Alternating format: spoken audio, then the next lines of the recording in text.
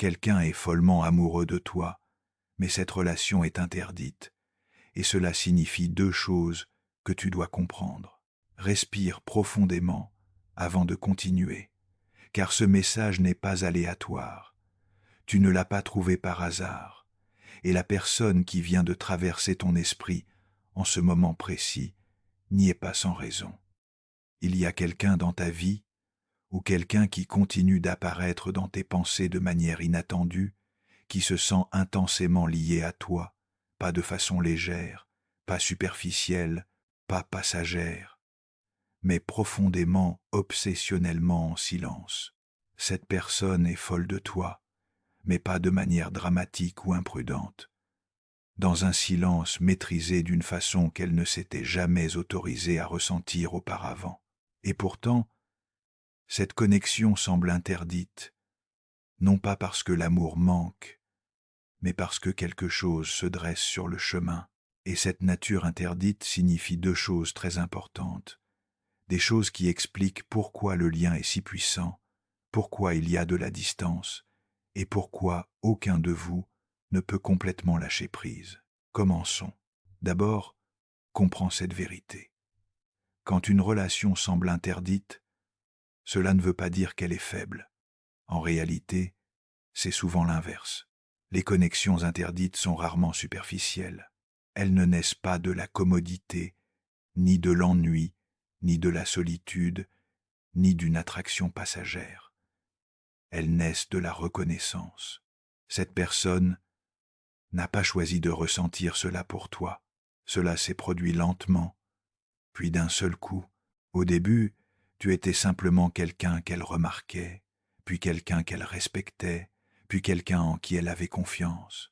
Et puis, sans savoir comment c'était arrivé, tu es devenu quelqu'un à qui elle ne pouvait cesser de penser. Ce qui la rend interdite, ce n'est pas l'absence d'amour, c'est le moment, les circonstances, la responsabilité, la peur, les limites morales. Et c'est ici que se révèle la première signification.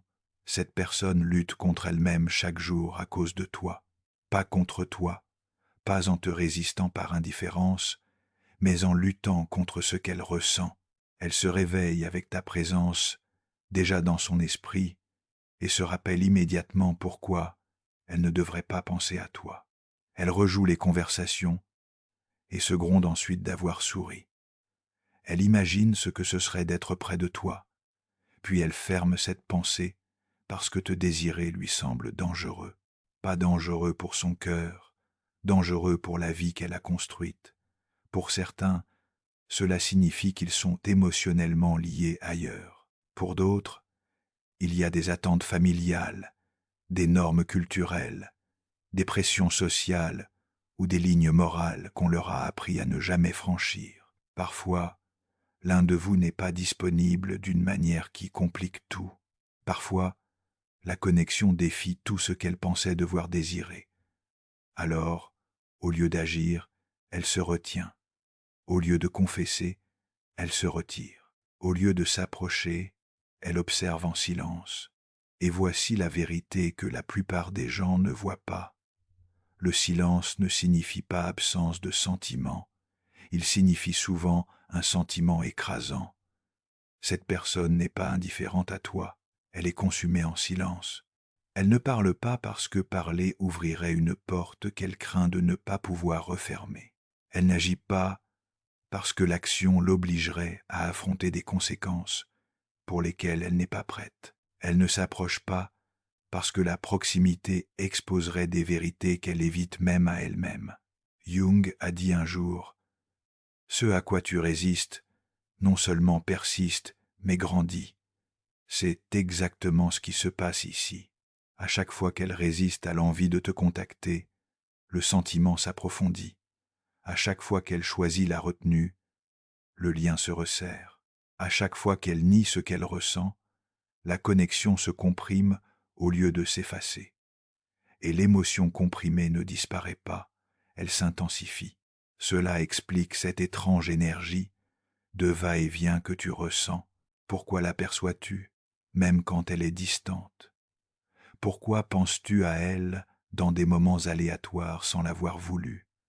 Pourquoi tes émotions changent-elles sans explication claire? Tu sens sa présence qui persiste même dans le silence. Tu perçois une énergie inachevée entre vous. C'est parce que les sentiments réprimés ne disparaissent pas. Ils attendent. Carl Jung a dit « Tant que tu ne rends pas conscient l'inconscient, il dirigera ta vie et tu l'appelleras destin. » En ce moment, une grande partie de ce qui vous lie existe dans l'inconscient non exprimé, non admis, non résolu. Et parce qu'il n'a pas été mis en lumière, il se déplace sous la surface, modelant les émotions, le timing et la tension intérieure. Cette personne te porte en silence dans ses pensées privées, dans les moments de calme, dans les espaces entre ce qu'elle montre au monde et ce qu'elle ressent quand personne ne regarde. Elle peut sembler sereine, responsable, maîtrisée, mais à l'intérieur, il y a une négociation constante, un recul suivi d'une avancée, un désir suivi de retenue, non pas parce que tu es insignifiante, mais parce que tu comptes trop. Elle a peur de bouleverser des vies, peur de trahir des valeurs, peur d'ouvrir quelque chose qu'elle ne pourra pas refermer. Et cette lutte intérieure est épuisante. C'est pourquoi la connexion semble parfois lourde, pourquoi elle est intense, sans contact, pourquoi la distance n'apporte aucun soulagement. Carl Jung a aussi dit « La rencontre de deux personnalités est comme le contact de deux substances chimiques. S'il y a une réaction, les deux se transforment. Vous avez déjà réagi tous les deux, que vous le sachiez ou non. Quelque chose en elle a été modifié en te connaissant et quelque chose en toi a changé en la ressentant. Ce n'est pas de l'imagination, pas une projection, pas une coïncidence. C'est un lien qui existe au-delà de la logique. Et c'est pourquoi le temps seul ne le dissout pas, car il n'est pas soutenu par l'habitude, il est soutenu par le sens. Jung a écrit « Là où règne l'amour, il n'y a pas de volonté de pouvoir. Et là où domine le pouvoir, manque l'amour. » Dans cette connexion, le pouvoir n'est pas le but, le contrôle n'est pas le désir. C'est pourquoi elle semble confuse.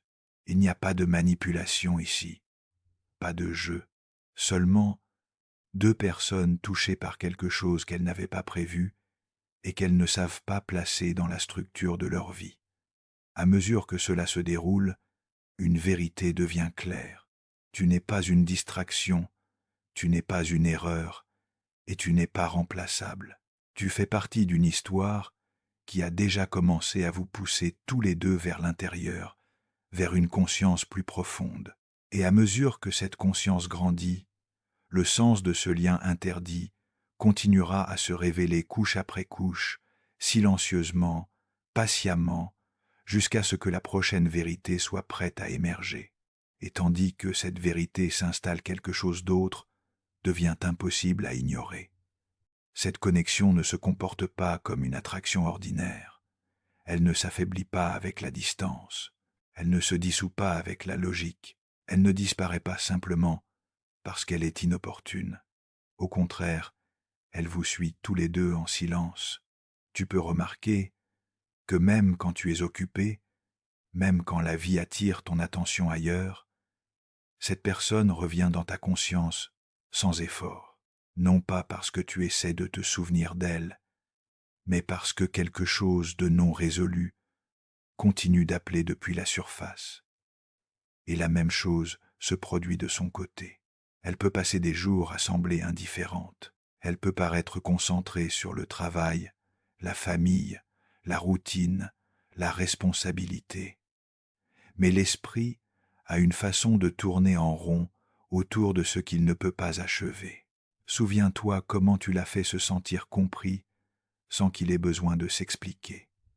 Souviens-toi de la facilité des conversations, de la reconnaissance de cette étrange familiarité. Souviens-toi des moments qui signifiaient plus qu'ils n'auraient dû, Et c'est précisément pourquoi ils lui font peur. Parce qu'une fois qu'on se sent vu à ce niveau, on ne peut plus ne pas l'avoir senti. C'est là que la plupart des gens mécomprennent les connexions interdites. Ils supposent que la distance existe parce qu'une personne ressent moins, mais souvent c'est l'inverse. La distance n'est pas toujours créée par manque de sentiments. Parfois, elle est créée par trop de sentiments. Cette personne sait que si elle fait un pas de plus vers toi, elle ne pourra peut-être plus revenir à qui elle était avant. Elle presque quelque chose d'irréversible attend de l'autre côté de l'honnêteté, et elle n'est pas encore prête à démanteler la vie qu'elle a soigneusement construite, même si cette vie ne lui convient plus tout à fait. Alors, elle choisit le contrôle plutôt que la vérité, la structure plutôt que l'émotion, l'inconfort familier plutôt que l'authenticité incertaine. Mais voici ce que ce choix lui coûte. À chaque fois qu'elle réprime ce qu'elle ressent, cela ne disparaît pas, cela se réorganise à l'intérieur, apparaît sous forme d'agitation, de distraction, de distance émotionnelle, avec les personnes auprès desquelles elle est censée être présente. Elle peut se retrouver à questionner des relations qui semblaient autrefois sûres, à se demander pourquoi il manque quelque chose, pourquoi elle n'est plus satisfaite des réponses qui suffisaient avant. Et elle peut ne pas prononcer ton nom à voix haute, mais ta présence devient un point de comparaison silencieux. Tu représentes une version de vérité émotionnelle qu'elle ne s'est pas encore autorisée à vivre. C'est pourquoi la connexion semble inachevée, car il ne s'agit pas seulement de deux personnes qui se désirent, il s'agit de deux vies au bord de la transformation. Tu le ressens aussi, même si tu ne peux pas l'expliquer complètement, tu as peut-être remarqué qu'après l'avoir connu, tes critères ont changé en silence. Ce que tu tolères est différent, ce que tu désires est plus clair. Ce que tu acceptais autrefois te semble maintenant vide. Tu te retrouves peu, être moins prête à te contenter d'une présence émotionnelle, à moitié moins patiente, avec des connexions qui manquent de profondeur, plus consciente de ce que ressent une véritable résonance. Cette conscience n'est pas venue de nulle part, elle est venue de la reconnaissance. C'est ici que commence à se révéler la deuxième couche de sens. Cette connexion ne concerne pas seulement le manque, elle concerne l'éveil. Certaines relations arrivent pour construire un avenir commun, d'autres arrivent pour t'éveiller à ta vérité. Celle-ci porte le poids de la seconde, non pas parce qu'elle ne peut pas devenir plus, mais parce que son premier but est intérieur. Tu as rencontré cette personne à un moment de ta vie où quelque chose en toi était prêt à bouger, et elle t'a rencontré alors qu'elle questionnait silencieusement la vie qu'elle menait, même si elle ne l'a jamais admise à voix haute. C'est pourquoi l'attraction semble si forte et si confuse à la fois. Vous êtes des miroirs l'un pour l'autre. Tu reflètes les parties qu'elle a réprimées. Elle reflète les parties de toi qui attendaient d'être reconnues. Ce type de connexion ne suit pas les chronologies ordinaires.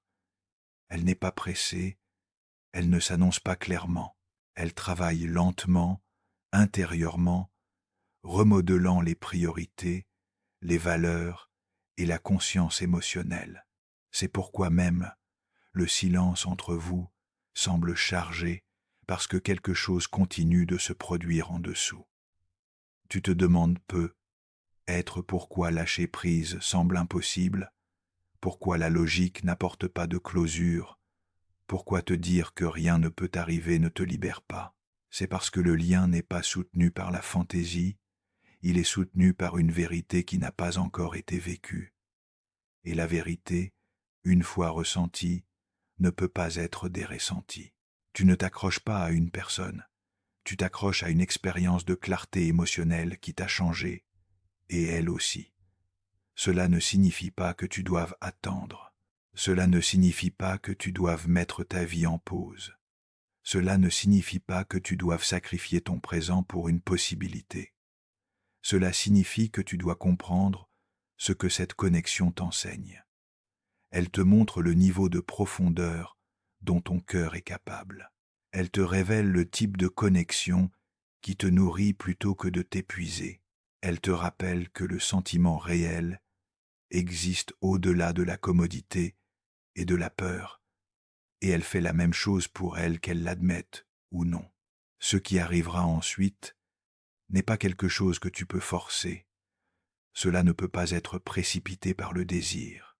Cela ne peut pas être manipulé par le silence ou la poursuite, car ce type de lien ne se déploie que lorsque l'honnêteté devient plus forte que la peur. Jusqu'à là, il existe dans un espace liminal, ni parti, ni pleinement ici, vivant dans la pensée, vivant dans le sentiment, vivant dans les moments silencieux où la vérité murmure au lieu de crier. Et à mesure que le temps avance, la pression entre qui elle est et qui elle est en train de devenir continuera de grandir. Il en va de même pour toi. Éventuellement, quelque chose devra changer, car la conscience éveillée ne reste pas endormie pour toujours. Et quand cela changera, cela ne viendra pas du manque, cela viendra de la préparation. Et la préparation n'arrive pas bruyamment, elle ne s'annonce pas par des gestes dramatiques ou des confessions soudaines. Elle arrive silencieusement à travers l'inconfort, à travers la compréhension croissante que quelque chose à l'intérieur ne correspond plus à la forme de la vie qu'on mène. Pour elle, cela apparaît souvent comme une fracture subtile. Elle commence à remarquer que les rôles qu'elle joue lui semblent plus lourds qu'avant, que les obligations autrefois acceptées sans questionnement lui semblent maintenant restrictives, que les routines émotionnelles semblent vides, même si tout paraît bien de l'extérieur. Et tu n'es pas la cause de cette fracture, tu es le contraste qui l'a révélée. Tu n'as pas perturbé sa vie, tu as illuminé les parties qui étaient déjà mal alignées. C'est pourquoi cette connexion lui semble dangereuse, non pas parce qu'elle menace la stabilité, mais parce qu'elle menace l'illusion. Les illusions sont confortables, la vérité ne l'est pas. La vérité exige la responsabilité, la vérité exige le courage, la vérité exige qu'une personne regarde honnêtement ce qu'elle ressent et décide si elle est prête à vivre en conséquence. Et beaucoup de gens ne sont pas prêts pour cette décision quand le sentiment arrive pour la première fois. Alors ils retardent, ils rationalisent, ils se disent que c'est une phase, qu'ils imaginent que cela passera s'ils l'ignorent assez longtemps. Mais les connexions profondes ne se dissolvent pas par négligence, elles se transforment en pression. C'est pourquoi tu peux percevoir des vagues de proximité suivies de distance, des moments où elles semblent émotionnellement présentes, puis soudainement retirées. Des moments où tu te sens fortement connecté, sans qu'un seul mot ait été échangé. Cette inconstance n'est pas une confusion à ton sujet, c'est un conflit en elle. Elle se tient entre qui elle a été et qui elle est en train de devenir, et tu représentes le seuil. De ton côté, quelque chose d'aussi important se produit. Tu apprends le discernement. Tu commences à comprendre la différence entre intensité et vérité, entre chimie et alignement, entre attention et reconnaissance. Cette connexion n'est pas arrivée pour te consumer, elle est arrivée pour te clarifier. Tu as peu être remarqué que tu ne désires plus l'affection superficielle comme avant. Tu te sens peu être moins intéressé à courir, après la validation moins disposé, à te rapetisser pour entrer dans le confort de quelqu'un d'autre. Ce n'est pas une coïncidence, c'est la croissance. Ce lien t'enseigne le respect de toi-même, sans le prêcher. Il te montre ce que cela fait d'être trouvé émotionnellement, même de façon incomplète. Et une fois que tu as ressenti cela, tu ne peux plus faire semblant de ne pas connaître la différence. C'est pourquoi la connexion semble sacrée.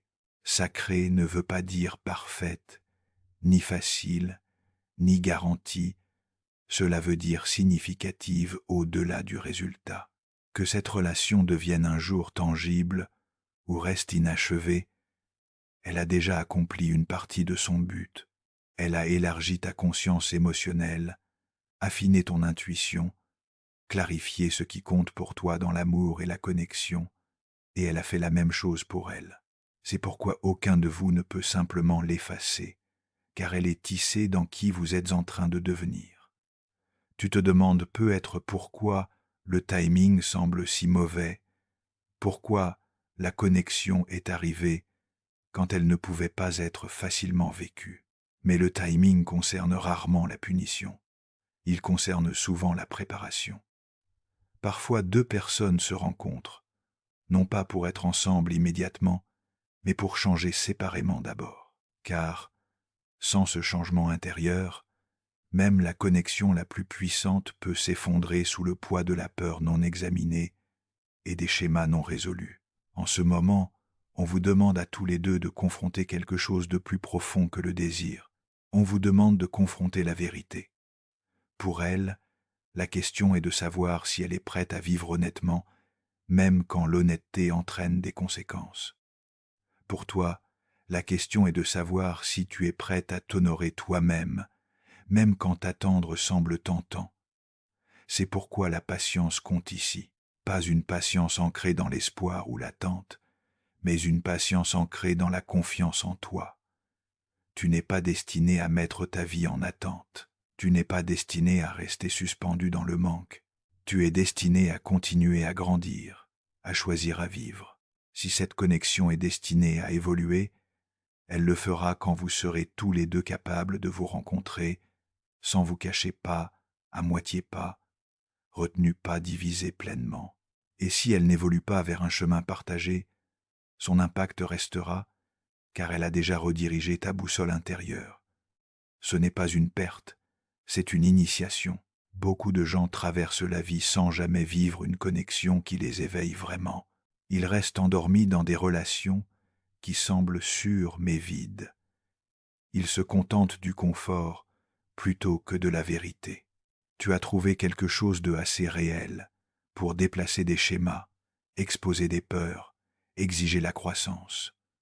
Cela seul distingue ce lien.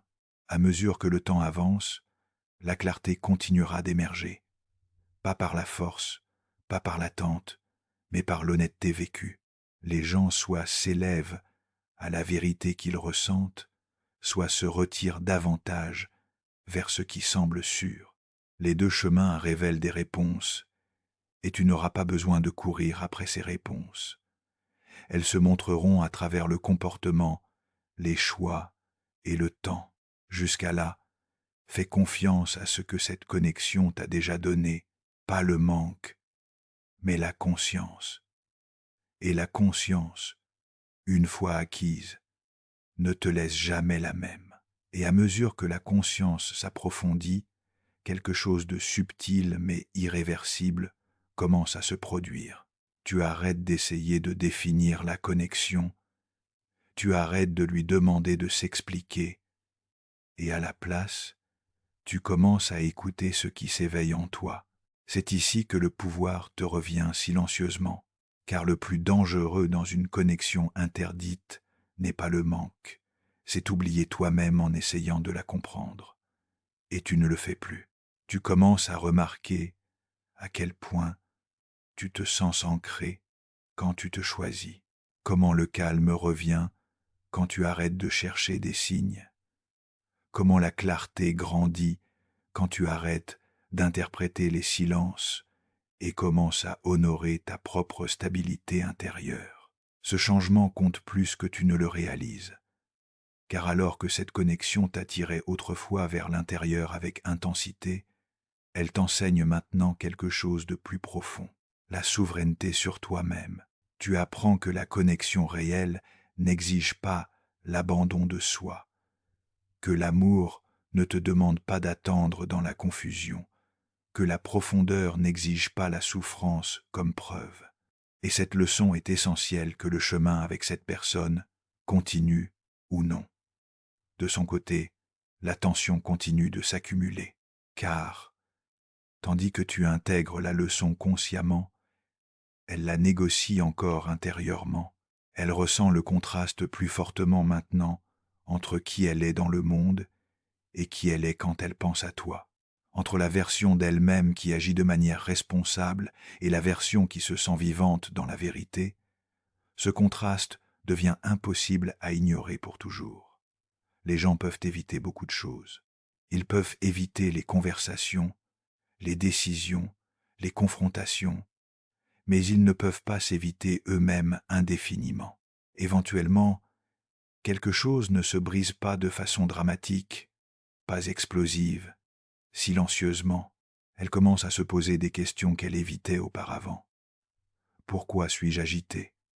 Pourquoi me sens-je déconnecté de la vie que j'ai choisie? Pourquoi quelque chose semble inachevé? Et bien qu'elle ne dise jamais ton nom à voix haute, il résonne dans ces questions.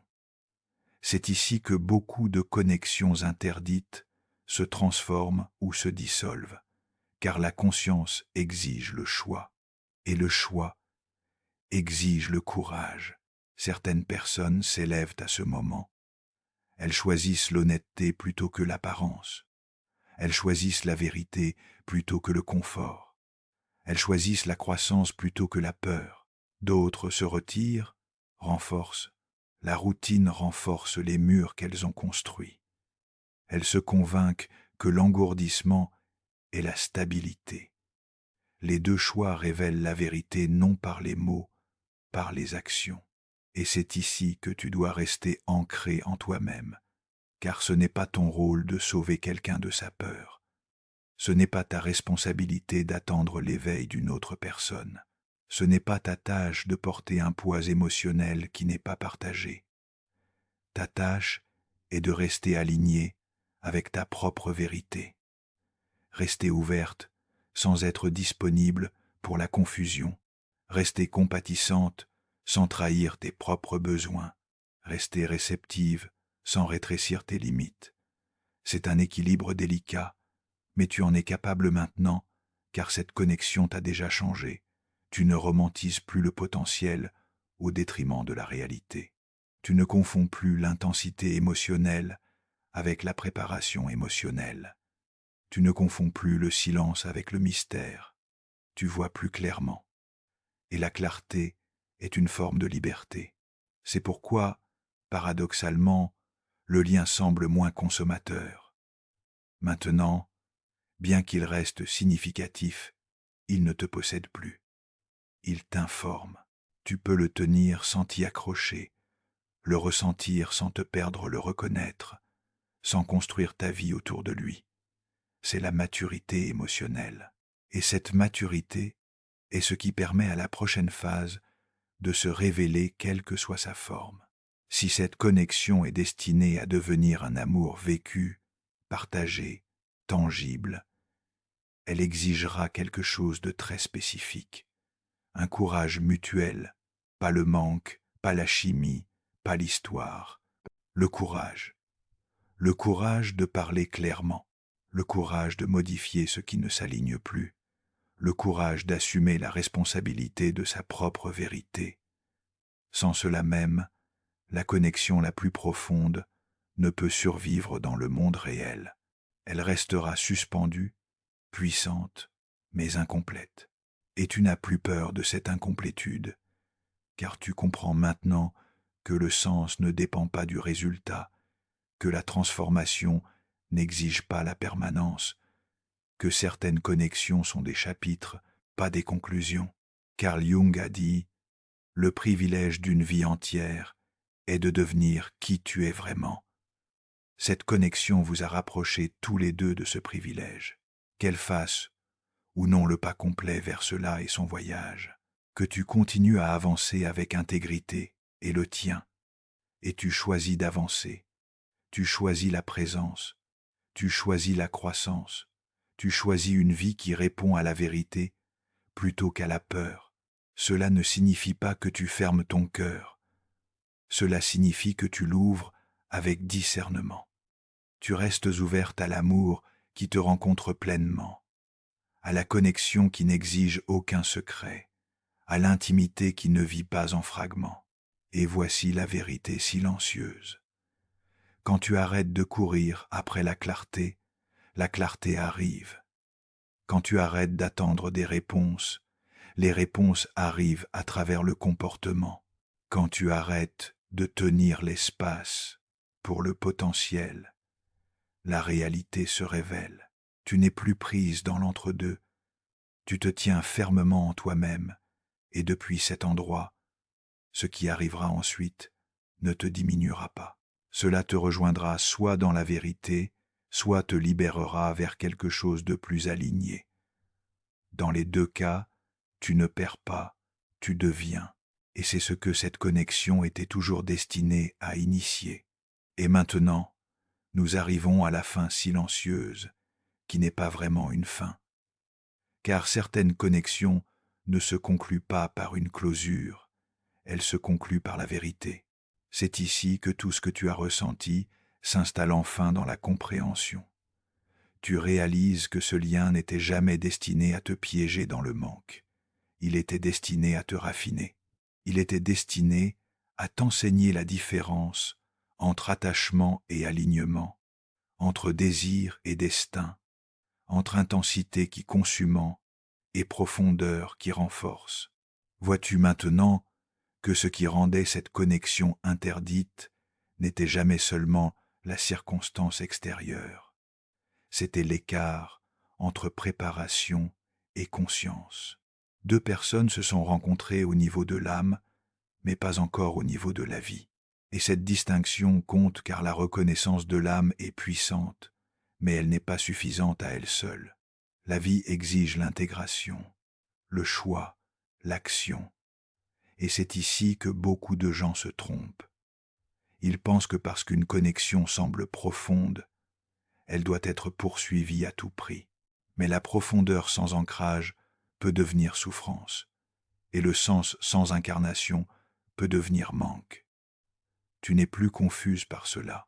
Tu comprends que l'amour réel ne vit pas seulement dans l'imagination, il ne survit pas seulement dans le silence, il ne prospère pas seulement dans la retenue. L'amour réel exige la présence, la constance, la responsabilité. Et si ces éléments manquent, que cela ne nie pas la connexion, cela définit simplement son rôle. Certaines connexions sont des ponts. Elles te portent de qui tu étais à qui tu es en train de devenir. Elles ne sont pas des destinations, elles sont des passages. Celle-ci a déjà rempli cette fonction. Elle t'a montré ce que ressent la reconnaissance émotionnelle. Elle t'a rappelé ta capacité de profondeur. Elle a affiné ton intuition. Elle a élevé tes critères. Elle t'a forcé à confronter la patience, le respect de soi et le discernement, tout à la fois.